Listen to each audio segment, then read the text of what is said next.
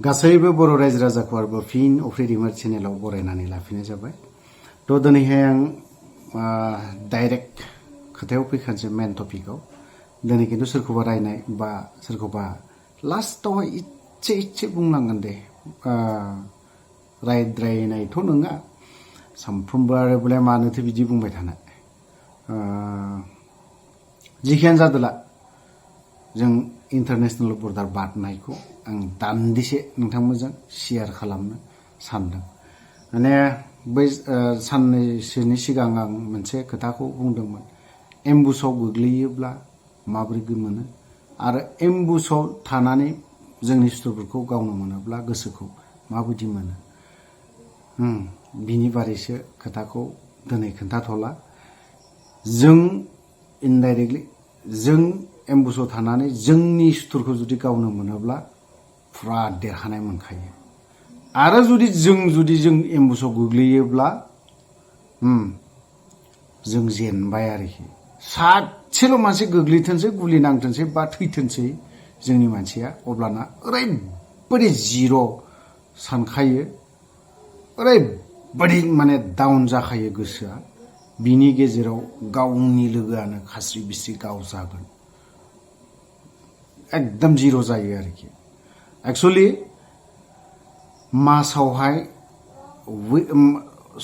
मासावहाय खनब्रैसोआ फाइट खालामनो मोननांगौ। अब्लाना बै मानसिखौ बिनि साहसखौ नायदो। बेफोरबायदि आं बेखिनिखौल' खोन्थागोन दे। जों इन्टारनेशनेल बर्डार बारनायखौ आं शेयार खालामनो सानदों। थ' जों मैमनसिं डिस्ट्रिक्ट हालुवाघाटनिफ्राय जयरामपुरा होननाय मोनसे गामि दङ। बे गामियावनो जों थायोमोन, बांलादेश। बावहाय जोंनि आफादनि सतबांसा बिथाङा गार' हिनजाव सासे फेमिलि जादोंमोन। ओमफ्राय बिनि न'आवनो जोंनि आप डाउन अफिस, गुबुन गुबुन टपिक बा गुबुन गुबुन रायलायनाय, बेफोरो बावहायनो सोलियोमोन, जायोमोन।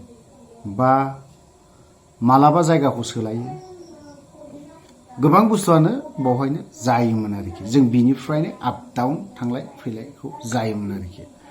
जों 6 जन ग्रुप, ओरै माहारि थाबाय, मोन्थोर थाबाय, आं थाबाय, राफोद थाबाय, ओमफ्राय ओइस अन्थाव थाबाय, बेफोरबायदि आरोखि। मोन्थोरा खम थानो मोनदों। ओमफ्राय जोंजों अनजिमा जों 6 जनसोआ जों कन्टिनिउ जायोमोन आरोखि। ओमफ्राय ओरैहाय जों 6 जना मथा मथि बर्डारखौ जों गोबाङानो बारनो मोनदों। खुनु टाइम टेबोल गैया बारनायनि। मालाबा दाबो हरनि 8टा 9टा खुनु थिग गैया। जों बे BSF फोरनि बर्डार सिकिउरिटि फर्स बिथांमोननि डिउटि नेनाय, बे टाइमखौ जों नायो। बिसोर जेब्लानो 1 मिनिटसो जुदि 5 मिनिटसो जुदि हेरफेर गैया जाबाय, बिनि गेजेरावनो ब्लड बारोमोन आरोखि।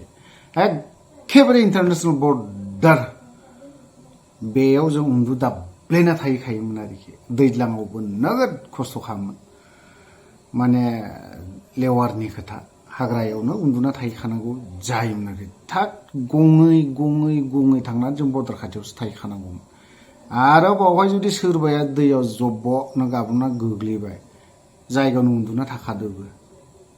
ओरैबायदि स्ट्रिक्टमोन आरोखि। ओमफ्राय थेवबो जों बिनि गेजेराव खुनु टाइम टेबोल गैया आरोखि बारनाया। हयथ'बो मालाबा जों सानावबो बारो। ओरैहाय जुदि मेघालयआव जुदि बोथोरा जुदि गाज्रिथारबा, SOT मोननाय मोनसे ग्रुप दङ, SOT होननाय, बिसोरो दिनै बहुत आप टु डेट जानानै दं। बै समावथ' बिसोरो जों जा हाथियार लायो, बिसोरबो बे हाथियारखौनो लायो। ओमफ्राय जोंनाव खिन्थु हासुं थायोमोन दै मोनसे, कन्टिनिउ जोंनाव हासुङा मोनसे थायो, लेथदा थायोमोन आरोखि। सेला बिदिनो 15-20टासो लाबाय, बास जाबाय, बेनो आरोखि। बेफोरबायदि मोजां नाङो गावनानै बेखौबो। ओमफ्राय बुलेट प्रुफखौबो बिजोंनो हख्लायदों जों खनसे। मोजां, बेजोंबो हख्लायदों जों बावहाय माबाखौ, बुलेट प्रुफनो। सोलिया बिदिजों। बिदि आरोखि। जाय हक, जों मेघालयआव गार'फोरनाव गोबांनो जों राव रोंबोनाय, गार' भाषाखौ रोंबोनाया जों मेघालयआव रोंबोनांदों। जि गामियाव थांदों बे गामिनि मानसिफ्रा गार' भाषा बा लेंगुवेज एसामिस लेंगुवेज हिन्दी जेबो रोंखाया मात्र गावनि राव ओमफ्राय इंलिश जोंनावबोथ' आरो इंलिशा गासैबो रोंजोबा जोंनि ग्रुपावहाय अन्थावा हायोमोन रायलायोमोन बियो मोजांनो आरोखि माने बिदिनो जों गार' भाषा सानफा एफा मास मोनफा गाहाम थाफैयो नालाय बे मास मोनफानि गेजेराव जुदि जों गार' भाषाखौ थरसेबो जुदि रोङाब्लालाय बोरै जालांखो गोसो होथाबबाय थायो जों गथ'फोरजों रायलायैनो हालांनाय जादों दासिम जों मोनसे गार' आफाद दंमोन मोनसे माबा नाममोन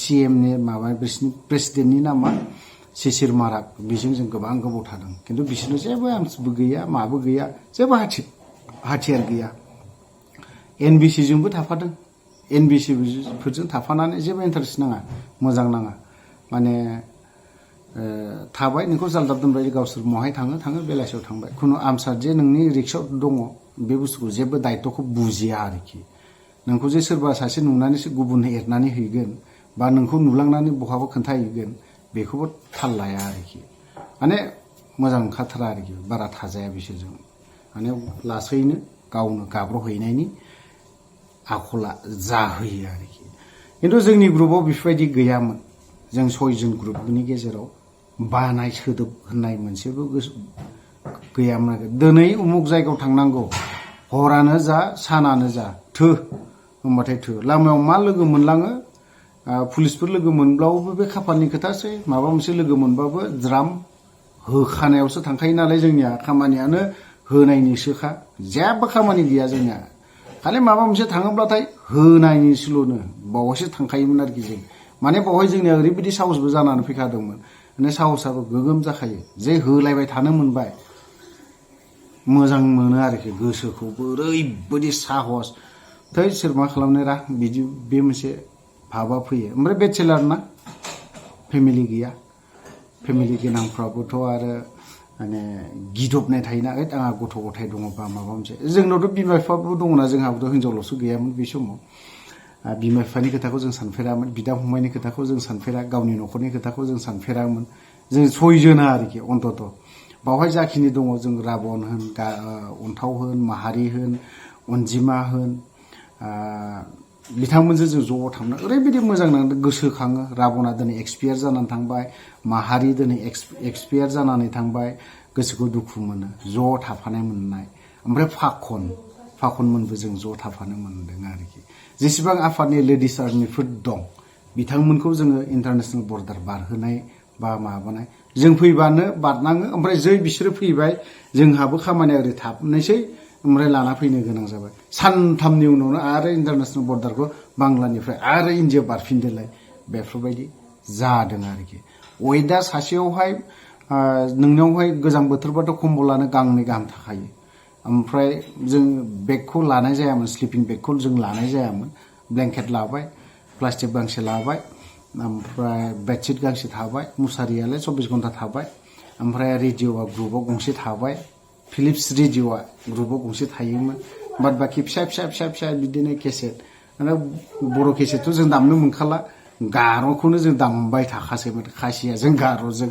बे आरोखि बावहाय जोङो गार' भाषाखौ रोंनानै फैदों मोजां नाङो गार'फोरजों थाफानानै जानानै बिसोरनियाव मेन ओंख्रिखौ रासिन मोनजागोन होनना बुङोब्ला अनला जायखौ बुङो बिसोरनो फुरा बिजाब ओमफ्राय नाखाम बिथिया ना गोरानखौ फुदुंनाय आरोखि दे ना गोरान फुदुंनायखौ आं नोंसोरनाव मालाबा बेखौ खोन्थागोन आं बेवहाय आंनि बे अरिजिन चेनेलावनो गार'फोरनि ओंख्रिखौ आं खनसे संनानै खोन्थागोन आङो नोंथांमोना मोजांमोन दा गाज्रिमोन बे नोंसोरनि खोथा ना गोरानखौ सुनायबो गैया मानायबो गैया ज्राव दैयाव गामलायावहाय सारायावहाय ओमफ्राय हाइजें बिलाइ होगोन ओमफ्राय बानलु फिथाइ होगोन आरोखि बिसोरनि बानलुआ लकेल बिराद मोजां बानलुआ हाइजेंआबो बिराद मोजां बिसोरनि गावबागाव गायना लानाय हाइजें ओमफ्राय बानलुफोर जेबो बाया गार'फोरनाव मोनसेल' बुस्थु थानांगौ ओरैहाय ना गोरानजों ओमफ्राय संख्रिजों बाद बाखि गासिबो गावसोरनावनो थाजोबो हाजो एरियायावहाय बिनि अनगायै जेबो बाजार खालामा बिसोर थाव संख्रि थावखौ लाबोआ बिसोर बारा थावफोरखौ जाया बांसिन रुनाय जायो नाखाम बिथि ओंख्रिया गोथाव बावहाय जाना फैनानै जों दाबो जायो मोजां नाङो ओमफ्राय बिसोरनि स्पेशल मेडिसिन होनना बुङोबा सदा खारै ओंख्रि आरोखि सदा बिसोरनि थाखाय जों बर'आ जेरैबायदि अनलाखौ रासिन जायो बिसोरनि अनलाया एकदम आमथा आमथा जायो जोंनिया एसेब्लाबो लुज जायो आरोखि दै बिसोरना एकदम आमथा जायो मोजां नाङो बेखौबो जानानै खोथाया दिनै जों गोबां खोथा सावरायबोबाय एसअटिजों होसोजानाय आरो एम्बुसआव थाजानानै गावजानाय जों बावहाय थाङोब्ला माबा मोनसे टारगेट लानानैसो थाङो हख्लायनोसो थांखायोमोन होनोसो थांखायोमोन लोगो मोनबानो होनो बिदियावसो थाङोमोन जों होनायावसो थांखायोमोन आरोखि अर्डारानो बिदिखा जोंनिया माने मा अर्डार होयो जों मालाबाबो ना खालामामोन दिनैहाय जोबथारनायावहाय आं बेखौनोल' बुंगोन आं दिनै फेरेंगा बिथां गबिन्द बसुमतारी ओमफ्राय प्रमद बर' बिथांमोनखौ मानो बुंनो गोनां जादों फेरेंगा मोना गोबां खोथा बुङो गिदिर गिदिर बावहाय जोंनि दुखु दाहा खालामनायखौ बिथांमोना मोनथियाखै बा एक्स एनडिएफबिनि गथ'फोरनि दुखु दाहा लानाय जोंल' नङा जोंल' गोबां जोंल' दुखु दाहा लादों नङा गोबाङाबो जोंनि बायदि गोबां लाबोदों प्रमद बर'आ दिनै बेफोरबायदिखौ मोनाखै ओंखायनो आं बेखिनि बाथ्राखौ बुङो आरो जोंफोर दिनै सैमा बेदरखौ सदाजों जों संना जादों जों सयजना मोनसे जायगायावहाय माइरङा जोंनिया जोबनानै होदों बै न'खरनियाबो माइरङा ओंखाम जाखांजोब्बायमोन माइरंबो गैलामोन बाजार खालामल'नो फुङाव थांबाय बिसोरना मोनाखायो ओमफ्राय बिसोरना माइरं गैयाबा थासुमलिजों जानानै थायो जोंथ' माथो खालामनाय उफाय गैया सैमायाबो मेगन गैबावामोन थाइसे सानसे थाबायना ओंखाम उखैखानो हाखाला आरो माथोबाव सैमाखौनो ज्राम गावबायबो खुबाय थावबो गैया माथो खालामनाय उफाय गैया जों सदाजोंनो संनानै जाया आरोखि गोथाव नांदों सैमा बेदरखौबो जों जानांबाय बेफोरबायदि आरोखि थ' जायफ्रा आंनियावहाय गोबाङानो 100 जननि गेजेरावहाय 10 जनसोआ बा साबासोआ माने गुबुन खोथा बुंहरो बिथांमोना बेफोरबायदिखौ प्रेक्टिकेलखौ लानानै नाय बिनि उनाव सोरबा सासेखौ बेफोरबायदि लेथ्रा लेंगुवेजजों लिरनोखौ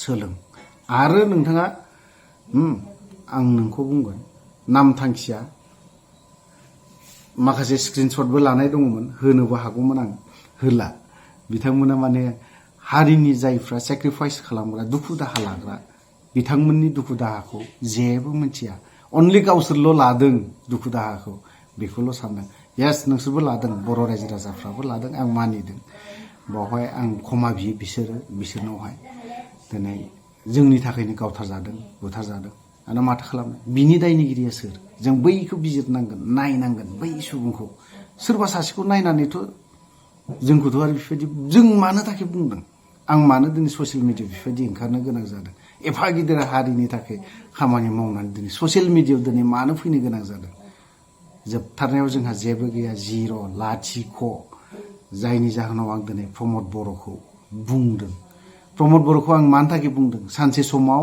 बिथांखौ फार्स्ट टाइम आं लोगो मोनजेनदों जेब्ला गबिन्द सारजों थायो बे समाव रन्जन फेक्सन गबिन्द फेक्सन सोरबा फेक्सन बेफोरबायदि मोनथामल' फेक्सनमोन बे समाव सिज फायार जाखांनानै एग्रिमेन्ट जाहां बे समाव प्रमद बर'आ रन्जन दैमारि सारनो आदा रन्जनल' हरबाय थायो थांग'बाय बोसोरा बेल वारेन्टआ जोब्बाय जियालाव थाहैनांबाय बिनि उनावहाय प्रमद बर'आ बिथाङा मा गबिन्द ग्रुप फेक्सनखौ बेसो सालायनायफोरबायदि एनडिएफबि-पिखौ बेसो सालायनाय बेसो दैदेननायफोरबायदि खालामनायखौ बिनि बडि लेंगुवेज बिनि जाखिनि खोथा बुंनाय बावहाय बिनिफ्रायनो अफ्रिया गोसोआव दङ बेफोर दुखुबो मोनदों बिदि खालामनायखौ दिनै जोंनि बे एकर्डखौ बेफोरबायदि फिसा खालामनो बा माबा मोनसे खालामना होनाय दुखुनांथाव जायफ्रा दिनै इउपिपिएलआव हार्डकर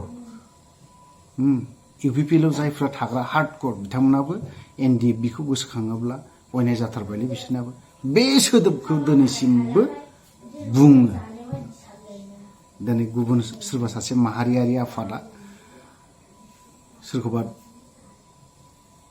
बायदिसिना खोथा बुंनो हागौ लाब गैया खिन्थु नोंसोरबो बे अबस्थायावनो गोग्लैदों आं दिनैहाय बेखिनि खोथाखौल' बुंदों जायनि जाहोनाव जों बिसोर साथामखौ आं बुंनो गोनां जादों आरो बुंबायबो थालांगोन आङो मालाबा दुखु नाङो जोंनि ओंखाम मोनजानाय मोनजायि मालाबा जोङो सोरनिबा न'खराव हाबनानै गार'नि दख'नाखौ जोमनांदों। जों बर' हारिनि बै बे जोंनि दैदेनगिरि बा बै बे जाय गादियाव थानाय जाय सिट बिथाङा गार'नि दख'नाखौ मालाबा जोमफेरदों नामा?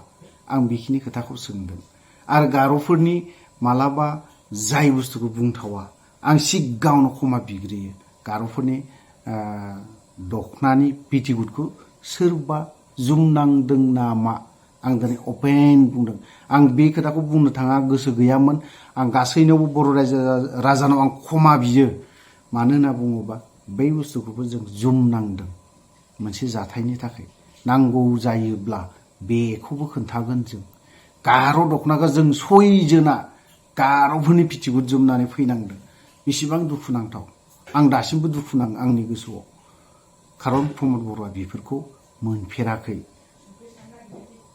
बिदिखौ मोननोब्ला प्रेक्टिकेल ओंखारनांगोन। ओंखायनो बै बे कमेन्ट लिरग्रा आंखौल' नङा, गोबां जों सोरनिखौबा लेथ्रा लिरहरनाय कमेन्ट लिरहरनाय बैसोरनि मानसिखौबो नायो। खिन्थु बे मानसियानो बैनोबो हरो। बेफोर मानसिया प्रेक्टिकेल गैया। जाय प्रेक्टिकेल थानाय बेफोरो। नाथाय नोंसोरनि साब्रै साबा कमेन्ट लिरनायखौ आं जेबो साना। बे जेबो गिदिर बाथ्रा नङा। खारन नोंसोरो दिनै जेबो रोङा, जेबो मोनथियाखै। प्रेक्टिकेल गैया, अनलि थिउरिल' बे आरोखि। थ' लोगोफोर गोबां खोथा बुंबोबाय। आं लास्टावहाय मोनसे क्षमा बिबावो। जाय बाथ्राखौ, जाय दख'नाखौ सोदोबखौ लानानै बुंदोंमोन, बे सोदोबखौ बुंनायाव आं माबा गोरोन्थि जादोंब्ला आं बर' रायजो राजानाव क्षमा बियो। मानो होनना बुङोबा बे बुस्थुखौ जोङो प्रेक्टिकेल मोनबोदों, जोमनांदों लाना खारनो हायियाव। जायनि जाहोनाव आं दिनै बै सुबुंखौ, बै दैदेनगिरिखौ बुंनो गोनां जादों। हायोब्ला बेखौ प्रमद बर'नो दैथायहर। बै जायफ्रा लेथ्रा कमेन्ट खालामग्रा बिसोरो दैथायहरबानो जाबाय, अब्लाना साबसिन जागोन। थ' लोगोफोर आं भिडिअखौ बारा गोलाव खालामला, बेखिनियावनो दोनथ'नो सानबाय। जय बर' हारिनि।